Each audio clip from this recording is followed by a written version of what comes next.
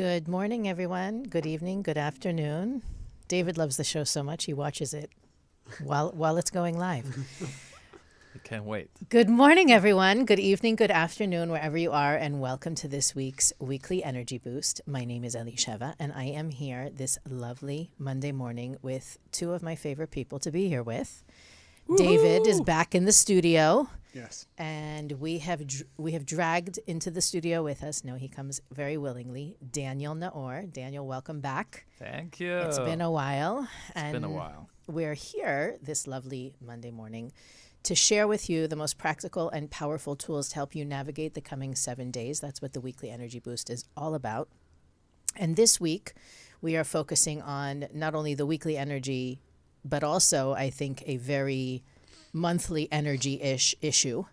As of course, the energies are going to mesh, they're going to combine, and the Kabbalists teach that on one hand, when the astrological month begins, we all become a little bit like that sign. We can adopt their positive qualities, and we need to look out for their negative qualities. And one of the less amazing qualities of us Pisces, David, Daniel, and I, all three of us are Pisces, although we hide in the month of Aquarius when we can, is denial. It's experiencing a reality that we don't like and either pretending it's not happening, it's not there, being busy with something else, avoiding the situation, hoping it will go away on its own. And this week we want to help our listeners and ourselves, of course, focus on the most, first of all, the awakening of what is the issue. Why is it such a problem to be in denial? Who cares? It's not bothering anybody but me, or it's not affecting anybody but me. I'm drilling the hole in my own boat.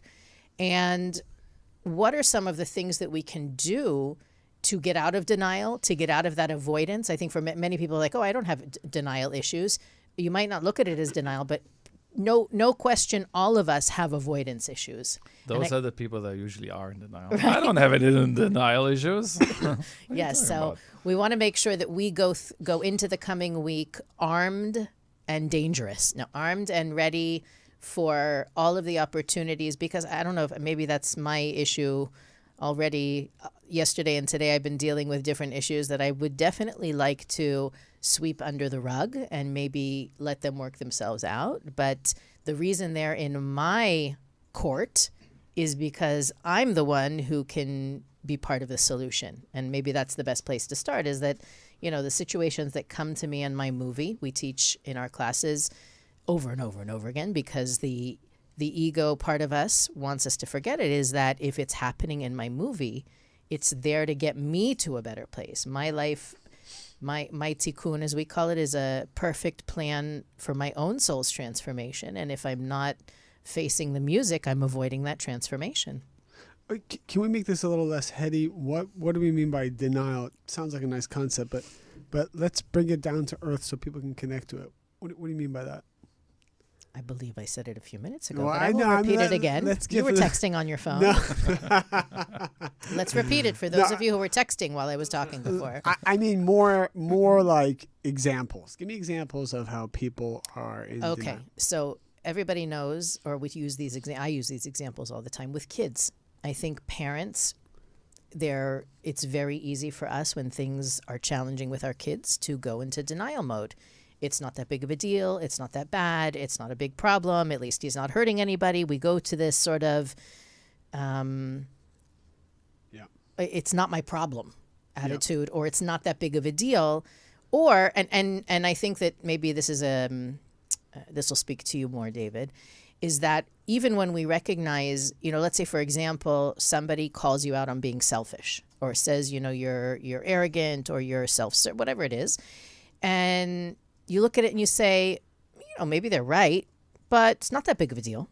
There's worse things I could be. And the Kabbalists talk about the danger of being in that it's not that big of a deal place. Yep. Because in as much as we can recognize, not that it's the end of the world and we need to do something drastic, but that if we don't recognize the darkness for what it is, we can't transform it. Can we talk about, because I like to go straight to the root cause places, right?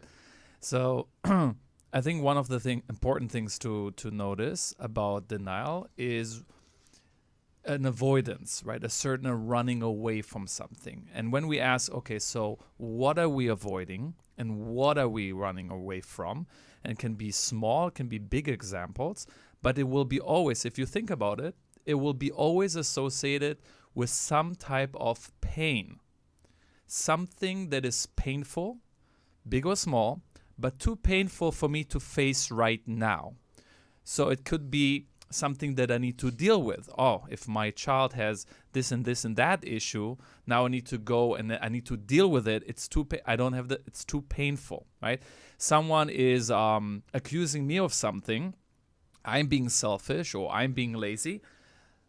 Even though deep inside I may know that there's some truth to it, but it's too painful to face right now. So my blockage, my coping mechanism will be denial. No, it's not true. No, it's not. It can't be. Oh, it's not that bad. Like all kinds of excuses. They're projecting their issues onto me. It's not my issue. It's them. Yeah, projecting. I love that one. I think you're projecting. It's it. It's Well, Yep. Well, when Daniel said, let's get to the root of the issue, I wrote some notes here. And I think my go-to around this kind of a topic is this quote that the Kabbalists give, that what you desire is where you're led.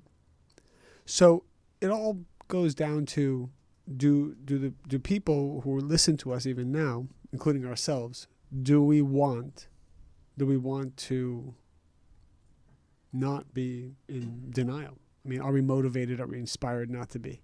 So any problem in our lives or any negative behavior comes down to how motivated are you? Do you want to be able to solve the issue? Because we can throw wisdom at it and all these different tricks, but if a person hasn't clarified their innate desire to want to achieve something, the actual quote is that what you desire is where they will lead you. And so the sages say, what is they? Why does it say they will lead you? And they write that they represents the angelic forces you create by your intention. So when I have an intention or I have a desire for something, so let's say, for example, I all of a sudden say I desire this coffee. I see he's got his coffee there and I'm not drinking coffee. And I say, you know what? I see it. So I want coffee. Now my desire is to find me coffee. So it says that because I have this desire, I create forces, energetic forces that we call angels, that go out like a spiritual Postmates and go and find us coffee. So all of a sudden we're led to thoughts and inspiration. People come to us and someone might even offer you something or you'll see something, right? Have you ever wanted to go buy a specific type of car and then you see that car everywhere you go because now that you desire to buy that brand of car or maybe even that color, you see that brand and that color everywhere because the angels show it to you, bring it into your vision. So to your point, right, why does a person desire unconsciously most of the time to be in denial? Is because it feels good for that moment. Right? So I think to your point, it's because it's so very true, right? We're being led in the ways that in the ways that we desire to be led. So what is the benefit of getting out of denial, right? And what is the cost? What's the cost in being What's in really denial? what is the cost? Because we haven't really made that case. What is the cost of not being present with my issues and avoiding them? I think there's a huge cost. Number one, it can eventually it can affect also health, because I think, I feel like we live in a society where we're in constant denial, actually, because what do we do? What do I do when I go check my phone when I know there's nothing going on, right? What do? I go check my phone, check my text, check my social media, check this, check that. It's like every time I go check something unnecessarily on my phone, I'm choosing not to give something energy, right? That needs energy right now. Maybe a relationship, maybe with my kids, maybe whatever that might be. But I'm actually in denial of something every time I go to my phone when I don't need to. Right. So we're constantly distracted. We're constantly,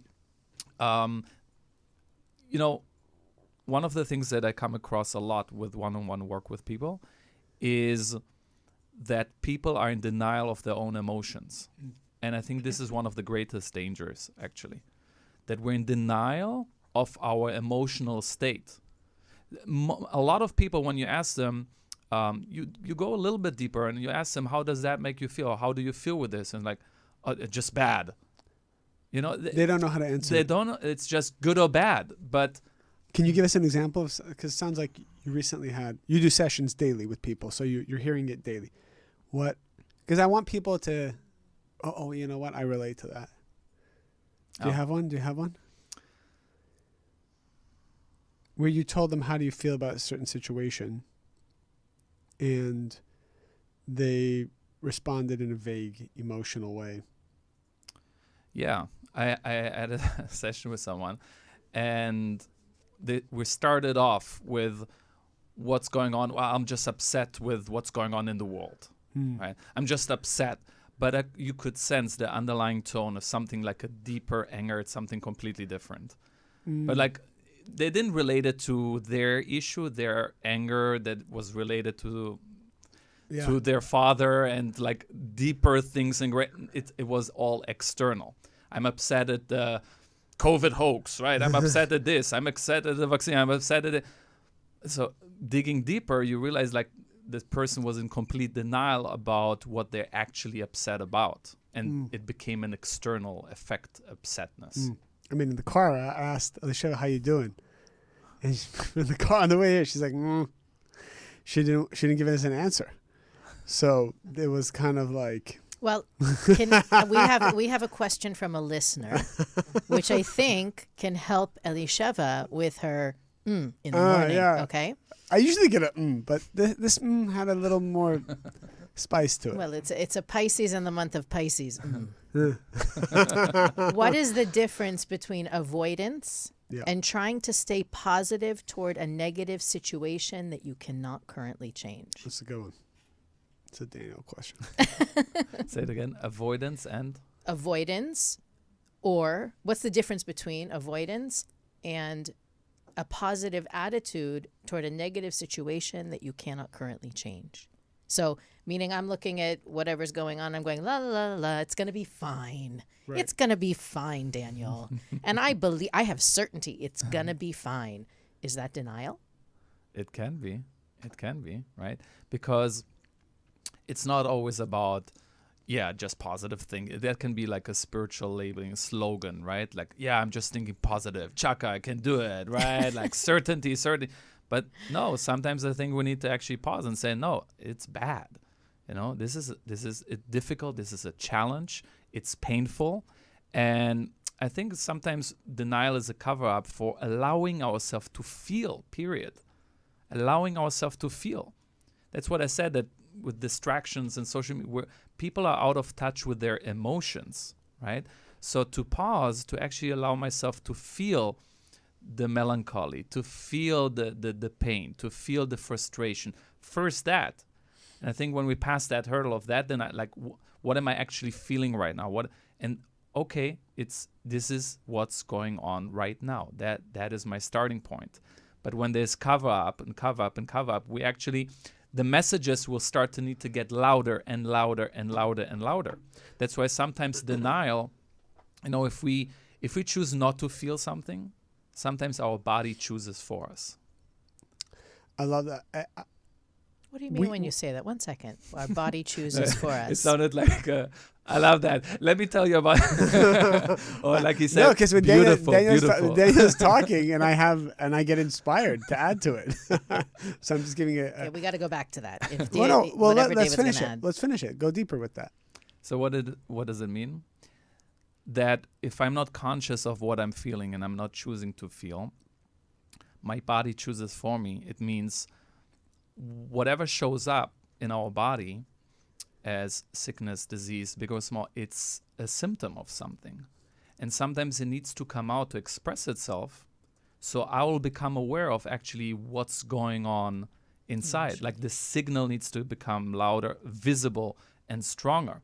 But actually, and that's one of the cost of denial, I believe. We're talking about the cost of denial, and when do I want to not to be in denial, get out of it? Because one of the costs can be, God forbid, like a symptom that shows up in the body. Well, we actually have a formula for this. There's a tried and true formula, which is in Kabbalah 1, we talked about it. We ask people to pause first, because the pause is to avoid the denial. When we don't pause, we immediately gravitate towards instant gratification, and so we numb ourselves. So we're asking for the pause. And then, there's a couple steps before you even do something about it. Before you even choose to be positive about it, what we're really saying is pause, talk to the creator, feel the situation, observe the opponent. There's all these steps in between. It's about feeling the process. So I wanted to reiterate that there is a structure to this, which is pausing and asking the light for help and really feeling the pain of the situation and not reacting to the pain. Because every time you make a decision from pain or lack, it ends up bad. The other thing I was going to say just practically is how important free time is. And often I tell people if it's coaching that's around business or even employees, I'm personally very adamant, because I think it's a spiritual concept that we're learning in Kabbalah.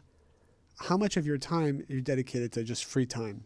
And for me, it's maybe driving with no meetings or walking every day for an hour or 2 hours where we're not busy. If you find that your schedule is packed and you're busy, most likely you're in denial. Busyness equals denial. Can we say that? Ouch. Yeah. So busyness equals denial. If you look at your calendar, busyness equals denial. And I always tell employees that I want at least, depending on your position, it's 20 to 40% of your time is free to be creative. Otherwise, all the bad culture, the burnout, the lack of creativity, lack of innovation, problems with our own health comes from when my day is full and I have no time to allow like a new energy to enter. And I think something else that's powerful, we obviously observe the Sabbath energy, and people around the world do it differently. Everybody does it differently, but even science is acknowledging it. I know that when for 25 hours I'm disconnecting from electronics, I'm having like hallucinations. Like there's things happening to me. My wife is like, I don't know what I'm going to get for those 25 hours, because literally I'm unplugged from constant stimulation. And I've learned this even about myself. If I don't focus and choose who I want to be during those 25 hours, all of a sudden you could go totally spin out of control. It's happened to me, where I'll just wake up and I remember just years ago, this used to happen. I'd just be so sad. And I'm like, why am I so sad? And then as soon as I got my phone back Saturday night, I was like, oh, I'm in a great mood now.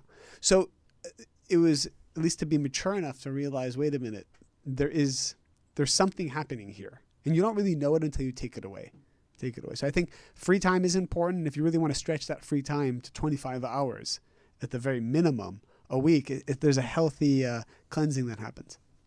Can we talk for 1 second about being in denial when something is wrong? I mean, I used the example before about kids, right? That if, kids are having trouble at school, it's very hard often to face that something might be wrong. Or let's say, David, you call somebody, an employee, out on something they can do better, and they're sitting there going, so, no big deal, not that big of a deal. Why do you think, I hear what Daniel's saying about the pain, but I do think that there is a certain part of us that says, I need to be perfect, or I need, if I admit something is wrong, it means that I'm flawed or I'm weak, or it's almost like the ego steps in and can't handle the failure or what it says about me. I think that's a lot of it. What it is for parents is that their identity is so wrapped up in their kids' success or achievement that any of their shortcomings feels like their shortcomings, and it's just very difficult to swallow it. I think that especially because a lot of our listeners are not necessarily steeped in this wisdom that we're sharing every week, what can we say about that force that wants us to look perfect, that wants us to, to be strong and made of steel?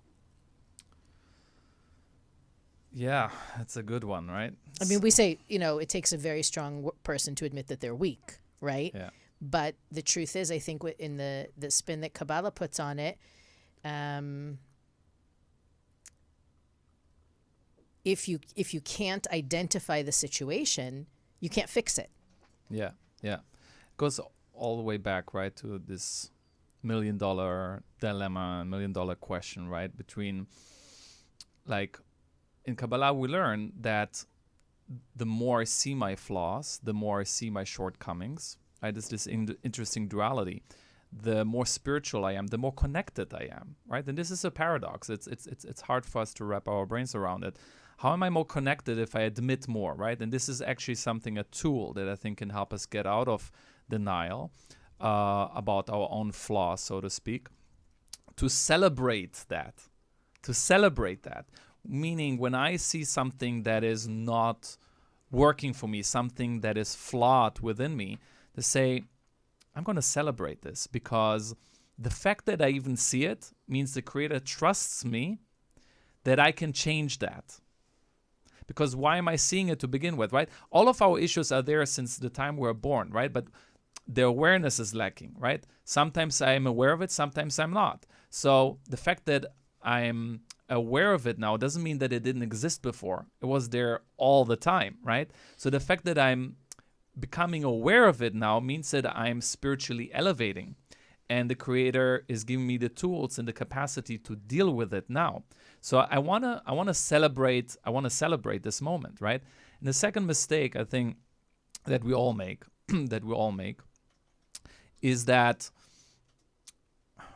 we think we should be perfect, right? It should be perfect, and Whoa. What? David. That was you. David's such a big fan of the show. He's I'm watching. like, I wanted to hear that again. It was so good. I went back to the recording. To say that doesn't make me less, right? And I think that's another fear of overcoming the denial or not being in denial. To face it is that it will make me less. If I'll admit this, that there's actually something that I need to correct. There's actually something that I need to work on. It makes me feel less. And then there's all the compensation on the external level, the compensation of I need to make up for it. I need to achieve more. I need to accomplish more. I need to. And it's all creating these layers and these walls around actually my lack of self-worth, right? And sometimes all these walls needs to be forced to be taken down by external circumstances, by life events. And when they come down, and then the person is forced to deal with what they didn't want to deal with to begin with, which is so oftentimes the lack of self-worth and not feeling good enough. Right? Also, practically, something that I found myself doing twice in 1 week is we're at a lunch. It was a lunch on Saturday, but also the Sunday before in my teens class. Let me start with the teens class. Teens class, I asked 15 teens to bring their moms, that class. So it was 15 teens, 13, 14 years old, and then the moms were there too. And it was powerful because we went back and forth, but I asked each of the teens to share what do they think their mom could do better or is not doing that's preventing them from connecting to the light of the Creator. Now, mind you, the tension was palpable, to say the least. But each child, and it was so profound what they said. I mean, one by one said, "Mom, because you beat yourself up, I beat myself up." Like it was crystal clear. It wasn't like how we become verbose and just give these long diatribes. They were just like, "Mom, you try to be perfect, but you don't need to be, and you're causing me to have anxiety." Like stuff like that. Wow. And and you could see some moms were crying, but it was so powerful because it was almost, and then the moms got to explain why they do what they do, right? Why they overcare for the children, why they're so afraid of losing the child at this age. And it's back in a vulnerable age, and it was powerful for the kids to hear it. And then this lunch, we were sitting around a table with a bunch of parents, and some younger kids were there, like 9, 10, 11. And I asked them to say, what do you think your parents could do better? You're not getting invited to my house, David. No lunches for you at our house. So powerful. One girl just looked at her mom and said, "Mom, I gotta figure out." She's probably listening now, anyways. But I forgot what it was. Just so powerful. It was just like 5 words, and it was like I felt the burn, and it was just powerful. It was positive, and the kids see everything. Kids see everything, and they're also channels of this amazing energy. So David is basically saying, if you want to know what you need to work on, ask your kids. Yes. Yes, and just to have a dialogue and a conversation with them.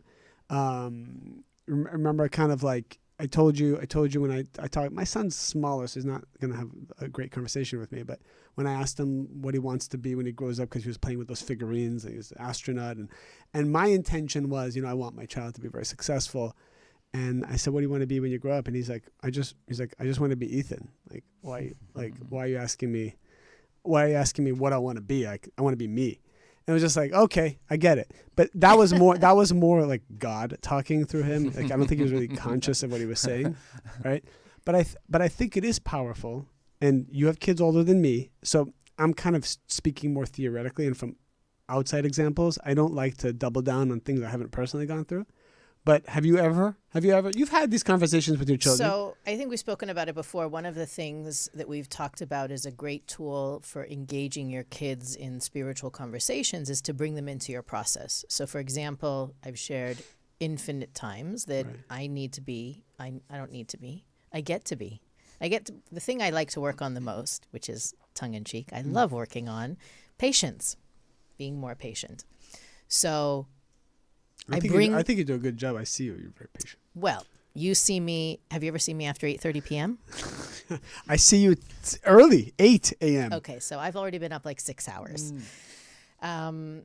So, for example, when I lose my cool, which never happens, but theoretically when it does happen, I tell my kids that, I that was I could have done that differently. And if you ever, the next time you see me getting worked up like that, put your hand on me, touch me and tell me it's going to be okay, or we'll figure it out. Like, help me return to and remember the person that I usually am. And that's a bad example. There's other ones. It's like, I have a question here, if it's okay. yeah, sure. Where do you draw the line? Because I think there's an importance for parents to be the parents and the children to be the children, right? So, because I see sometimes in dynamics and with parents with their children where they, the It can parents become disrespectful. Yeah, and the parents become their child's, dude No, and friend. I'm not. and We're not on a dude basis. I know in that my you're house. not. I know that you're No, not. what I mean. But I'm saying, how do you keep the balance, and where do you draw the line? So this is a lot of it is in what's called, I think, in child psychology, the moment of repair, right? It's not what you're really doing in that moment is you're debriefing what happened there. We were having a great day, but then this happened, and then this happened, and then this happened, and I let it get to me, and I don't want to do that again. And I'm working on it, and I'm trying to be more mindful about it. But I know that it's really hard for me when I have everybody jumping on top of me and telling me this. That's one of the moments that it's really hard for me to be my best self. When is it hard for you to be your best self? So it's not I'm weak, help me, I'm helpless. You're dissecting a moment with your children so that they will know when they're in that moment or they're approaching that moment, what's the best way to de-escalate for them. Yeah. Or I think it is helpful, especially if you want to bring that culture in your house of working on yourself, that we're not here to be perfect, we're here to be better, is if you bounce it back to the kids. So for example, I saw you had a really hard time before. Next time I see you getting to that point, is there something I can tell you to remind you or to help bring you back to, being willing to share your toys, or, maybe you need a snack when you come home from school, like to help them have that objective perspective on what's going on, because usually by the time we're upset with them or we're upset or whatever, they're taking it personally. They're worried they did something wrong. And it becomes this whole imperfect, overcompensating. You start to build this unhealthy and by the culture. way, that can be applied probably also not just to for our listeners that, let's say, don't have children in the household. Like that can be applied like to business, 100%. right? That can be applied with any leadership position, because it says that relationship between a parent and a child is similar between a teacher and a student, right? And we're all teachers in one way or another, right? For sure. So having this dialogue and this question and engaging in a conversation can be very, very practical and valuable. And you also have, I think, not only with children but also adults, a tendency to try and hide when things are not okay. right. We're going back to this denial thing. Like We don't talk about we Bruno. we don't talk about Bruno. It's a perfect one. Everybody needs to Google that right now if you don't know what we're talking about. But no, it's not just that. It's like I don't know. I'll find a candy wrapper in the closet. Okay, who was eating Halloween candy in the closet in my house, right? I can run a DNA test. I can ask, someone left a Twix wrapper in the closet. Whose was it? Nobody's going to answer it. Nobody's going to own up to their chocolate weakness. But the idea is that in that moment that I catch it, and I'm saying you can catch, David at work, or you in any scenario that you have, you catch somebody, how you catch them really says a lot about how you feel about flaws and failures. So, for example, I can take a piece of candy and I can say, next time you open a Twix, can you share it with me? Meaning that then they realize it's not something they should be hiding. If they want it, they should just ask for it. I might say no, I might say later, but the whole idea of hiding things and taking that out of the culture, not only in your home, but also in your office, right?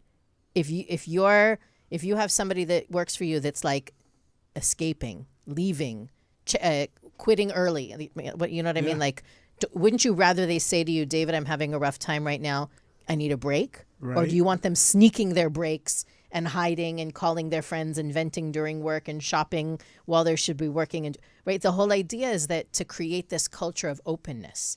And to Daniel's question, I don't think that makes you your kid's friend. That just creates a space where we can talk about anything. Yeah. There's nothing to hide. Nothing is off limits. It's better. I think it's actually, now I'm thinking about it, I hear the lecture in my ear. It's better to do something wrong with everybody than to do something right alone. I like that. All right. So a lot of powerful concepts. I want to just each of us summarize real quick because we're wrapping up right now. We're wrapping up. We got to wrap up. So much powerful content. We don't want to oversaturate our audience. I always say that. David doesn't. Daniel and I are okay with that. Well, because people then just start to dilute all the content and then nothing sticks, right? So number one, we talked about a couple of things. First, I think I mentioned about your desire is where you will be led. Your intention creates angelic forces that support you. So if your intention is to hurt someone, you actually create angelic forces that will help you hurt someone. And that's why we often say things we shouldn't say and wish we never said. And we have anxieties and energies that guide us places, almost like an addiction, because we have that intention. We have these competing desires inside of us. That's one thing we talked about. We talked about denial. Ain't just a river in Egypt. Yep, it's not a river in Egypt. You talked about, you know what? It's slipping my mind. You tell me, what was the second thing? Because there's so many beautiful concepts that came up in summary. What was it? You guys were just Daniel talking about. talked about denial as a mechanism to avoid pain. That's right. And then we talked about how we have the proactive formula, which is pause and to feel the pain. Very important to feel the pain. Embrace it rather than run from it, because when you run from it, you compound it. You compound it and it has to come back because pain is an intelligence. And if you don't, Daniel said, it might show up it will show up in the body if you leave it alone enough. That's a Kabbalah 2 concept, actually, that there's 4 levels of pain that eventually it shows up in the body because a person can't run away from it. There's a whole story about Job. We're not going to get into it, but he got hit with every kind of pain, but he didn't break him until the physical pain broke him. And sometimes we need to allow ourselves to break because that's how the new version of us becomes born. And then you guys were talking about something else here where it was about the parent-child dynamic. And you framed it as it's more about how I got it was the intention of how you're approaching it. And you want to add to that? No, I think it's a conversation that's how to remove denial before it begins is to create that culture of openness. Right. That everything, there's trust, you're safe, we can talk about anything. Right. And then the compulsion to hide or to pretend, like you were saying with your teens group, it's less about children and more about creating that in your office, your cubicle, your community, your home, wherever you are. You want people to be able to say, I did this and I shouldn't have, or whatever, rather than pretending it's not happening and, like Daniel said, overcompensating about it. And you asked about business. It's a great book. It's called No Rules, Rules. It's the creation of the Netflix culture by Reed Hastings. And one whole chapter is just about radical candor, but exactly how they do it. Because I think how you translate what you said to the workplace, they call it radical candor, but you can't just like say whatever you want. That's also a problem. So there's like steps that actually follows closely the Kabbalistic proactive formula. Very inspiring book, No Rules, Rules, from the employee workplace culture aspect of what we're talking about.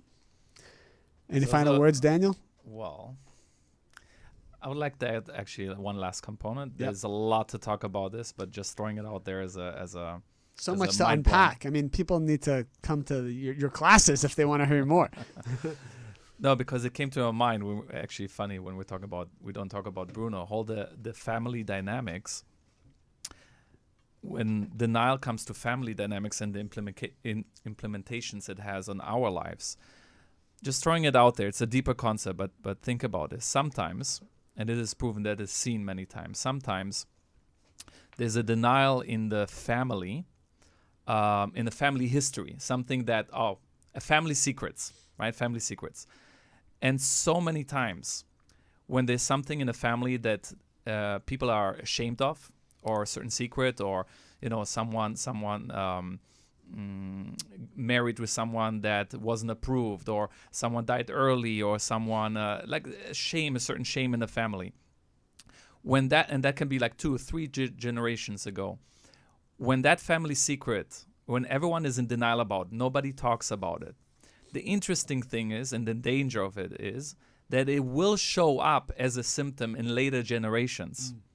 That someone that committed suicide, was mentally ill, committed suicide, an uncle of the grandfather, that symptoms of that will show up because it's a deeper concept, but the family field they're all connected and things are passed on in generations. So there will be a great-great-grandchild that will have similar symptoms or similar behavior, so that the family will acknowledge and see what has happened, so the family will wake up and won't be in denial of it. Oh, we that is so much. You just segued us into another like 10-week session. I know we didn't talk about this, but I know you are doing. Again, this is not a plug that even Daniel asked me to do. But if I remember correctly, last week I announced it in our Kabbalah 1 class. You're doing something tomorrow, but only if you're live in LA, right? Only in LA. Only in LA, but just about this, about the heritage, about the family stuff. Small group of people, like maybe 10, 20, 30 people. Correct. If you're in LA, reach out to Dan. Maybe they just email you, right? Yeah. Daniel.noor@kabbalah.com. Because we didn't actually prepare to talk about that, but I know you're doing it, and I know it's very powerful. All right. Take us home, Elisheva. We can't talk about your Kabbalah 1 course that's starting? I have a Kabbalah 1 course starting? In 2.5 weeks or something? No, I don't have one. March 22nd?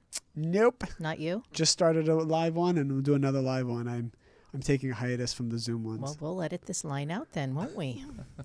Just take us home. Alrighty. So if you're interested in anything else Daniel does, you can visit our webpage, weeklyenergyboost.com. The link is up there, and you can get more information on the sessions with Daniel and find links there to join the next Kabbalah 1, even though David isn't teaching it. We can't wait to find out who is teaching it. And everything as well. You can follow us on social media, Weekly Energy Boost. You can like, rate, and review us wherever you're listening to us right now. Subscribe, share, and we'll see you next week on the Weekly Energy Boost.